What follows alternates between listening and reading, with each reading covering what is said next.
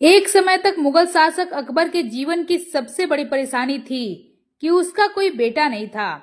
जिसके बाद अकबर इस बात से चिंतित हो गया कि आगे मुगल वंश का क्या होगा। 1564 में उसके दो जुड़वा बेटे पैदा हुए थे, हसन और हुसैन, लेकिन वो सिर्फ 1 महीने तक ही जीवित रहे।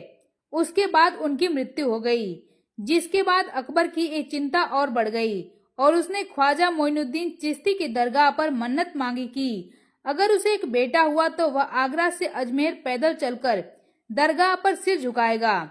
जहांगीर पर एक किताब N intimate portrait of the great Mughal Jahangir लिखने वाली पार्वती शर्मा लिखती हैं कि दुनिया में कोई ऐसी चीज नहीं थी जो अकबर के पास नहीं थी, बस उसके पास औलाद नहीं थी। जिसके कुछ दिन बाद उसे सलीम चिश्ती के बारे में पता चला और वो उनके पास पहुंच गया। एक दिन अकबर ने सलीम चिश्ती से पूछ लिया कि मेरे कितने बेटे होंगे। सलीम चिश्ती ने जवाब दिया, खुदा तुमको 3 बेटे देगा। जिसके बाद ऐसा ही हुआ। अकबर को 3 बेटे हुए, जिसमें से 2 की मृत्यु अधिक शराब पीने से अल्पायु में ही हो गई। वहीं कहा जाता है कि एक दिन अकबर ने सलीम चिश्ती से पूछा, आप कब तक इस दुनिया में रहेंगे। सलीम चिश्ती ने जवाब दिया, जब शहजादे सलीम किसी चीज को पहली बार याद कर उसे दोहराएंगे उसी दिन मैं इस दुनिया से चला जाऊंगा। जिसके बाद कई दिनों तक अकबर ने सलीम को कुछ नहीं पढ़वाया, लेकिन एक दिन सलीम ने किसी की कही हुई 2 पंक्तियों को दोहरा दिया। उसी दिन से शेख सलीम चिश्ती की तबीयत खराब होने लगी और कुछ दिनों बाद उनकी मृत्यु हो गई। जहांगीर के बारे में कहा जाता है कि वो महान मुगल बादशाहों में सबसे कम चर्चित मुगल शासक था। वो शराब और औरतों का शौकीन था। उसका ध्यान सैनिक अभियानों पर न रहकर कला और जीवन के सुखों शानो शौकतों का आनंद उठाने पर अधिक रहा करता।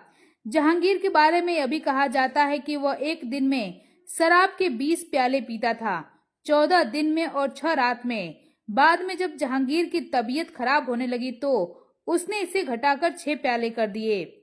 कहा जाता है अकबर और जहांगीर के रिश्ते में हमेशा उतार चढ़ाव रहा और वे तब और बढ़ गया जब जहांगीर ने अकबर के बहुत करीबी और जीवनीकार अबुल फजल को ओरछा के राजा बीर सिंह देव के हाथों कत्ल करवा दिया। इस हत्या का सबसे जीवंत वर्णन असद बेग ने अपने वृतांत वाक़े असद बेग में किया है। बेग लिखते हैं, बीर सिंह के हर सिपाही ने कवच पहन रखे थे। उनकी तलवारें और भाले हवा में बिजली की तरह चमक रही थी। तेज भागते घोड़े पर सवार एक राजपूत ने अबुल फजल पर बर्छे से इतनी तेज गति से वार किया कि वो उनके शरीर के दूसरे हिस्से से बाहर निकल गया। जिसके बाद फजल नीचे गिरे और उनके शरीर से तेजी से खून निकलने लगा और उनका खुद का घोड़ा उन्हें रौंदता हुआ आगे निकल गया, लेकिन घोड़े के भार से उनकी मौत नहीं हुई। फजल अभी जीवित थे। तभी बीर सिंह वहां पहुंचे और उनके बगल में बैठ गए। उन्होंने अपनी जेब से एक सफेद कपड़ा निकाला और फजल के जिस्म से निकल रहे खून को पोंछने लगे। इसी समय फजल ने अपनी सारी ताकत जुटाते हुए बुंदेला प्रमुख को गद्दारी के लिए उन्हें कोसा। जिसके बाद बीर सिंह ने अपनी तलवार निकाली और एक झटके में अबुल फजल का सिर उनके धड़ से अलग कर दिया। जब अकबर को अबुल फजल के मृत्यु की सूचना मिली तो वो मूर्छित हो गए।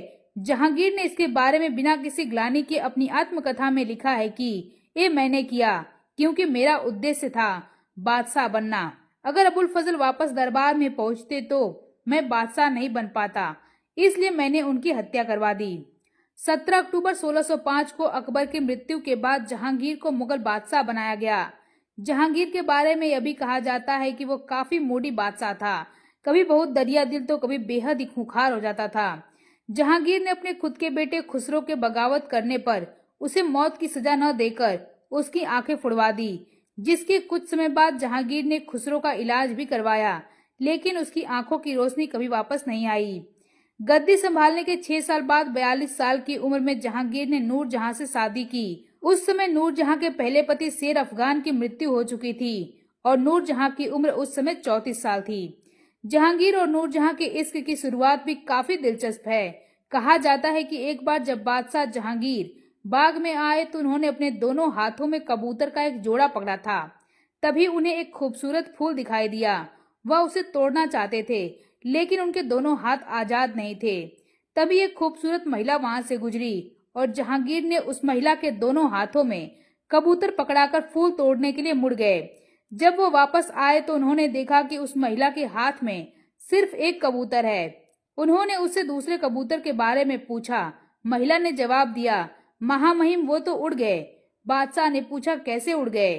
तो उस महिला ने दूसरा कबूतर भी उड़ाते हुए कहा, ऐसे। इसके कुछ दिन बाद जहांगीर ने नूरजहां से निकाह कर लिया।